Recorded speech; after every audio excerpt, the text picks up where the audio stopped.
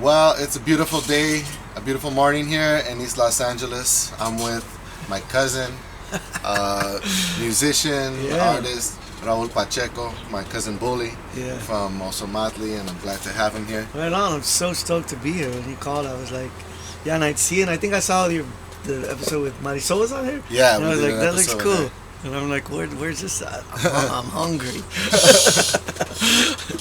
Cool, man. Well, it's breakfast time still, Mm. so we're making some coffee right now. I'm gonna make a breakfast that I used to see, watch my uncle make when I was a kid. I would stay over at my auntie's house, and then my uncle David would come by. He used to drive a school bus, so Yeah. he would finish his route in the morning, and he'd come, and we were, real kids. Where was he living at that time? Was that he's in Atwater, like Frogtown? Or? I think so. Yeah, I think so, but because he had his school, his last drop off was close by, and then he would come to auntie's house, Cool. and he'd make this breakfast. And I remember we would have our oatmeal and our cereal and stuff, and then Uncle David would come like half an hour later and make this breakfast, and I'd be like, oh man, Bad choice. So I learned to make these potatoes watching my Uncle David, may he rest in peace, and we love him, and so this For sure. breakfast is in his honor and his Awesome. memory. Cool. Yeah, and you're my mom's first cousin. Yeah. Your mom's mom, your grandma, is my dad's sister, and Rosario your grandma was a maverick and important lady, man. It taught me so much. She was heavily politically involved and stuff, and super spiritual. And I remember she used to have a spot right here as a kid. Pica. Do you remember that? That's right. Parents involved in community action. Yeah. And it was like this big Mayan snake Hmm. that formed. And I just remember being a little kid going there. And then as you got older, she was always hooked up with the jobs program Yeah. for the city and the county. And it was all these teenagers for summer. You get hooked up with a little job, and it was awesome. And I remember the first job I got was through her. Your grandma was at East LA Skill Center. Yeah.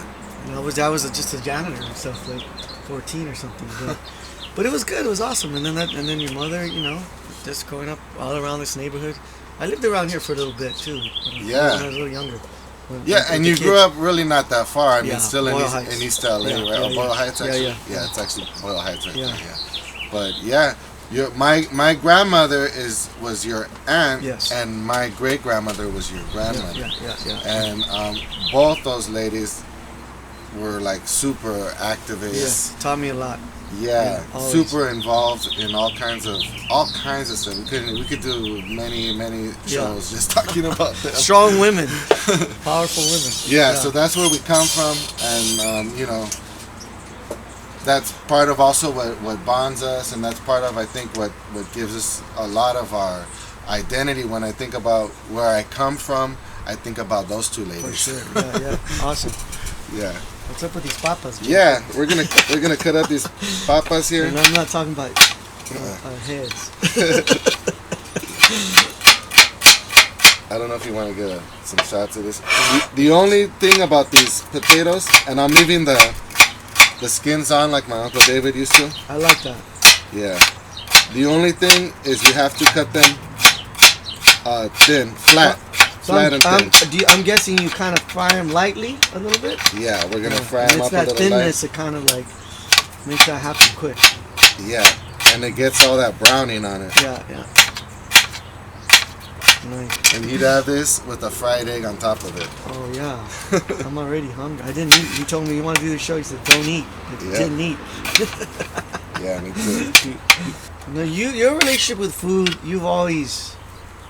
I mean, ever since I've known you as adults, it seems very important I love to cook and to have basic staples that are just fill you up with some basic stuff. Obviously, like frijoles and things always around, easy. Yeah. Already done. Then you add whatever you want to that. It's already there. Yeah, and feeding a lot of people. Yeah, 'Cause yeah. with a little bit. Cool. One of my jobs when I was a teenager was at this pizza shop on right across from Roosevelt on 4th and Soto. you know. So I was always freaked out after that because I chopped a little bit of my finger off. Oh no. And I'm always like, I like playing guitar. Yeah, for those of you at home, some people say, "Oh, aren't you worried?" If you bend your fingers back like this, and you're chopping like this, then your knuckles they protect your fingertips. I don't know. I hope you see right. But I'm putting my fingers back like this always when I cut, and unless you forget, which can also happen, you'll be cool and you won't cut yourself. Yeah. Well, there's a lot of changes for me. You know, my kids are graduated from college. So that's a big deal. Right now, we spoke to them about heading to other places in the world, and I ended up selling my house and buying some property in New Mexico. An old Adobe that I'm fixing up, and I'm really enjoying that. And then I'm looking for a spot in Guadalajara. I got family there. My grandfather, Jacob's great-grandfather, was from Jalpa, Zacatecas. And his youngest brother, who was born there, but was like, we refer to him as Tata. He met his wife, Nana Hortensia, when he went up to work in Tucson. Mm-hmm. And she was a kid. She was like 14 or something. He was like 27. I remember interviewing for high school. She was blowing my mind with all of this information. And they ended up back, I think, for a bit in, I'm not sure if it was before or after the time, in Michoacan. Like, they had back and forth to Mexico a little bit of times. He ended up in LA. They ended up in LA together. But his youngest brother was traveling with him, and his youngest brother was born before the revolution. Mm-hmm. And all of that started happening in 1911, 1918 in Mexico. So when he came over, he didn't have a birth certificate because all that stuff got burned. Because they would, whatever their documents, we're going to redistribute land, we're going to write new ownership of things, boom. So that was part of it. And it wasn't really like thoroughly planned out. They just kind of went for it. But at that time, the U.S., it was oftentimes for these border towns, it's cool, we'll give you you're born here, whatever. You're a U.S. citizen. It wasn't a lot of it wasn't all this kind of, the border back then was way more fluid. Yeah. And porous border. Yeah, and so he ended up growing out in L.A. and they all had, believed in educations. A lot of his kids, my uncles, your great uncles, they went to like Salige and like all these like, high end. Like my dad was the graduating first class of God, what's the one that's in Montebello by Sacred Heart? It's another super famous like Catholic school. Bosco? No. That's more like Rosemead, Picos. I don't know. It was off of Cantwell. Yeah, he was the first graduating class of Cantwell. My father. Wow. Yeah.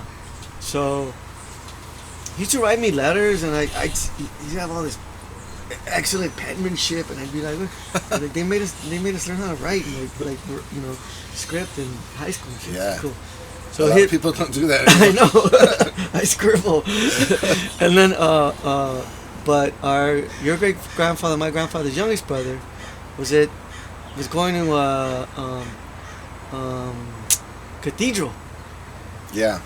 And he ended up, I don't know where he was at that point the Lacero program was ending, repatriation was taking place in a not so kind way, picking people off the street, sending them back.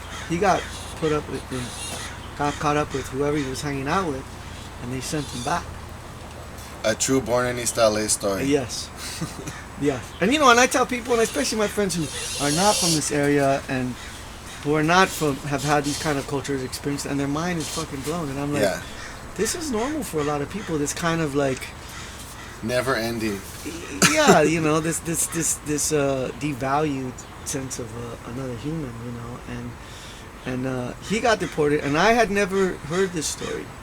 And when I met him, your grandmother and your great grandmother, Nana and Rosario, took me to Mexico when I was 19 in Guadalajara to meet the family. because I was the one in the family that was like, I want to meet him. I want to do that. And they were like, let's go. So we went. And at that time too, I think it was like I was in, understanding what it meant to be Chicano, as a, a person who's coming into adulthood and wanting to know that connection and wanting to know that family. I go there, we find it, they invite everyone, from cause it's a big deal, his older brother's grandson, one of his grandsons, and wife, and Tata already had passed at that point, I think. So.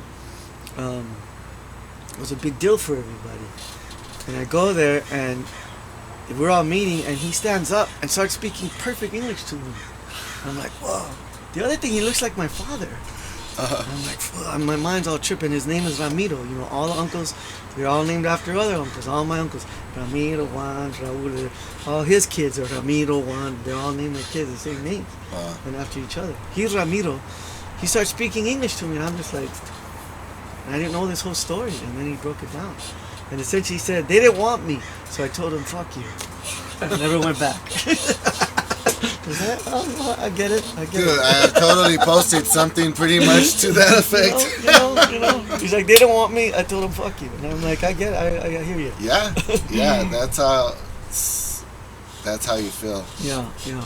After a while, all the work with the jarochos and stuff, when I first went there, they didn't, they pretty much, I was a gringo, they didn't understand. Sure. But as they come with the years and knowing me and knowing my family and being here, literally here, sleeping in the same hammock, they say, oh yeah, you're not like part of this other class of people. And it takes a while for Mexicans from on that side to understand really what we are. They think, oh, you made it, you're a gringo now. Yeah, and all your kids are going to be fine, and they have all the rights like everyone, and you live in a nice house. It's like, no, it doesn't work that way. It doesn't work that way after 2, after 3, after 4, after 5 generations. We're still... Now that, like they said, oh, well, they didn't want us, so fuck you. So even if we're still here, we still have that attitude. And we never assimilated because we don't want to now. We don't want to assimilate. I feel like I don't want to talk like them, and I don't want to dress like them. And I don't want to think like them. I'm happy being who we are. And there's enough of us here in these areas, in East LA, in certain barrios, there's enough of us here that we don't need to assimilate. Well, it becomes its own culture in itself. Its own. There's identifiable things from this part of the world that the whole world recognizes. Some of it has been commercialized, some of it has been whatever, but misunderstood. It comes from this experience of enough generations with all these kind of, let's use a fancy word, melange of influences that we see each other on the street and we're like, oh yeah, I know you. Yeah. And I love when I meet people like that, like, oh yeah, I know you, even though.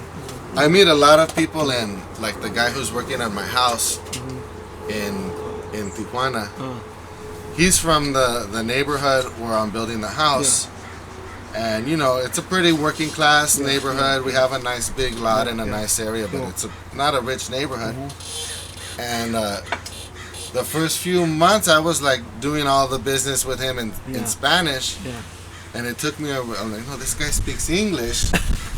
His family's in by Bakersfield. Yeah, it goes both ways, It's like we have these assumptions all the time. And it's funny. It's funny. And he sounds good. Then I'm like, yeah, that's right. Now we do business a lot easier because I realize, no, I can talk to him in English. It's funny. And the food and my wife also, she and she's from Veracruz. No, my wife is from Mazatlan. Oh, okay. I didn't know that. All right, cool. But she feels like Tijuana is the same as here. Like it's the same. She sees the same culture. It's a border culture. It's a mixed culture. There's pochos. And our food. Even you can get tacos with fucking yellow cheese. Now in Tijuana you can get Haitian tacos. Yeah, you can get good. That's where I want to go next food. time I go to Tijuana. Yeah. I know. Big populations of Haitians now in Tijuana. And that's cool. You already see they've been there a few years now, Yeah. so now you see the couples and the babies. Cool. Right on. Yeah. Living life. Yeah. What's up with these papas, bro? We're gonna warm up this oil here. I like this crazy stuff that it's a real deal. Musically, what's happening? You know, I think for me personally, you know, I've been involved in music since I was a kid. You know, I music was big in the house, but like records, like so I learned a lot about like just songs, popular songs on the radio from my sisters. They're all older than my parents, and I think because of that, I learned a lot about songs. So I've always been into like songs, like in kind of whatever American pop format. I don't know. Mm-hmm. You sugar? Yeah, a little bit. And then let me taste this. And then it's good. See, musically, so I've always been into songwriting. Music was a thing in the house. I think the first voice I heard probably my mom, like washing dishes. So, you know, I think I have a very kind of sing-songy, like, I'm not like a great vocalist, you know, I just like singing the song. And then, but I was always into that, and then different things as growing up, you know, into guitar, started getting into guitar. I was in a boys choir, like a professional boys choir when I was a kid. Yeah, tell us about that. You went That to was boarding before- school for a little while, yeah? Yeah, and that was afterwards. But like the boys choir, when I was like 7 to 14, and I went to Euclid Elementary School. The teacher there is super influential music teacher, Sarah Hubbard, super cool lady. Encouraged all the kids to get into music somehow. And I don't know if she just heard me singing, walking around like a little kid, and she was like, just try for the choir. And I did. And then she said, you know, there's this boys choir, you should try out for it. So I tried out for it, and there was other kids in the neighborhood, so we all would go. And it was the first time like I had like intense training, vocal training, physical training, theatrical training, like because they would do full-on presentations. I ended up singing with the Philharmonic, with the Metropolitan Opera. Oh, wow. I've been on like Dorothy Chapman Pavilion, like acting the little voice parts in Carmen. Oh, really? Yeah. I didn't know that. Yeah, I used to do all that, you know. And then see, we're learning things here.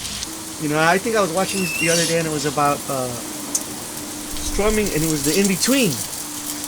There was this little thing you're talking about when you're releasing. You're like, that's a chord, but it might not be the chord that's in this particular progression.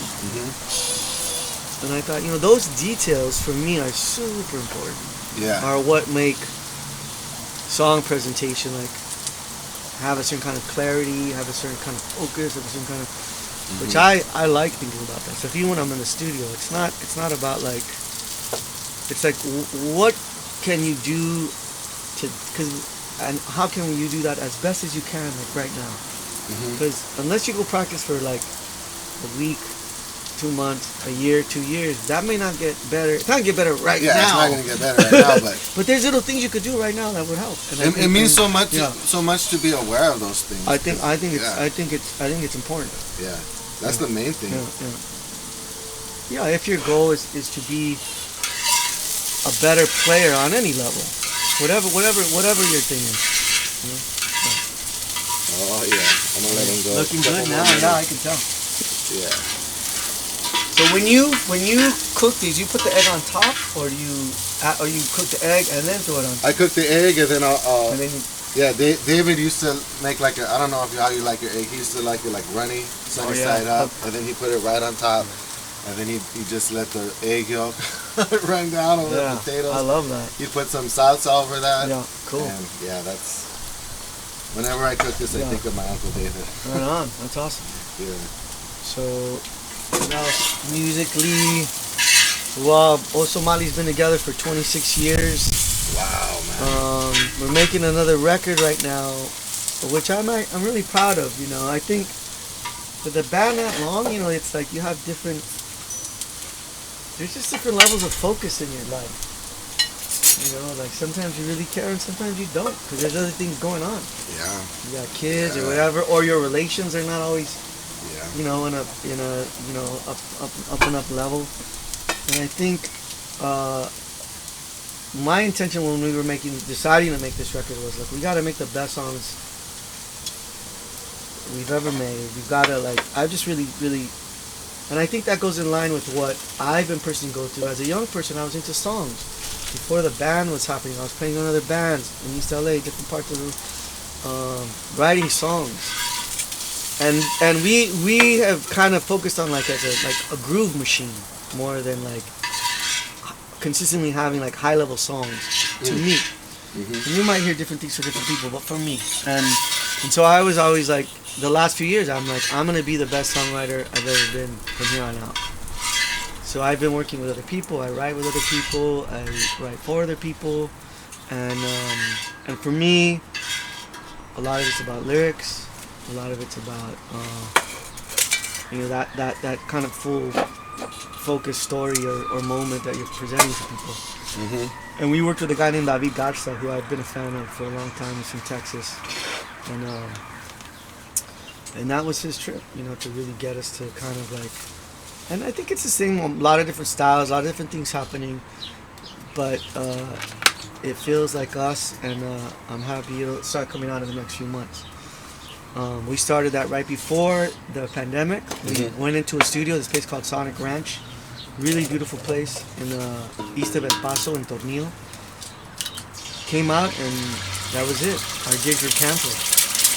We went in, we were touring with Los Lobos in Texas, and we went into the studio and came out and okay. That's it, guys. And so we finished it, a lot of it in our own spaces, in our own homes, on little home studio. Some people have better systems than others, but just did the best we could. And and I have a workspace in Boyle Heights, Casa del Mexicano. I was teaching kids songwriting there. And when I talk about songwriting, the main thing is just get it done, finish it, write a complete song. I remember that kid was "What's the hardest thing, Mr. Pacheco, about writing a song?" I just looked him in the eye and said, "Finishing it." Finish it, and then you write another one. But you have to finish it, and not get caught up in. And you get better at anything by just doing it more often, practicing, and this is good. Yeah. Where'd you get this chile? Where'd you get this chile from? Oh, from the market. Nice. Up the street, yeah. And so I've been, the band is coming out with the record. We're starting to play a little bit out again, and I have focused on just songwriting and just trying to be better. And I like. Don't get this one, it broke. That's funny. I like helping people. Just their own voice in a song. I love it. I'd love to write a song with you. Yeah, man. Let's do it, man. I've never been able to write a song. but you know what it is? It's like you know what it. Yeah, I've been present. Basically, you know basically what it is. Yeah. That would be good, because there's so much the things we're talking about. Write a song, about food. Write a song about your grandmother, your great grandmother, what it means to be Chicano, all sorts of stuff. On and on and on. Oh yeah. Oh, this is getting better by the moment. Dude, can I come here every other weekend? Yeah, let's do a series. I'll chill out right here.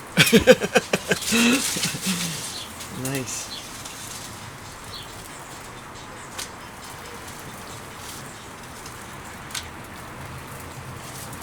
These tortillas are from right around the corner at La Azteca. They are super good quality food, and I highly recommend them. Yeah. And all our local stuff, man. We got great food in East LA. Yeah. I really love the food in East LA. Well, how's the Mexican food in other parts of the country, man? It's everything. Regional stuff is it's got their own thing, right? And so you come here, and the first time, it's like anywhere else. The first time I left here, I was confused a little bit. And you're everyone has their own little take on things and their own cultural history, that stems from different influences. So but for me, getting the food around here is definitely for me home. Right around this corner you have La Fama, you have El Gallo, you have Careta, you have different spots, and yeah. Well, we had a nice walk and a good breakfast with my cousin Bully. Yeah. In our hometown of East Los Angeles. And thank you guys for watching. We hope you like these programs. Just talking about ourselves, our own stories here as people from East Los Angeles and artists and everything that we do. So thanks for joining us. Please like and share, and we'll see you next time.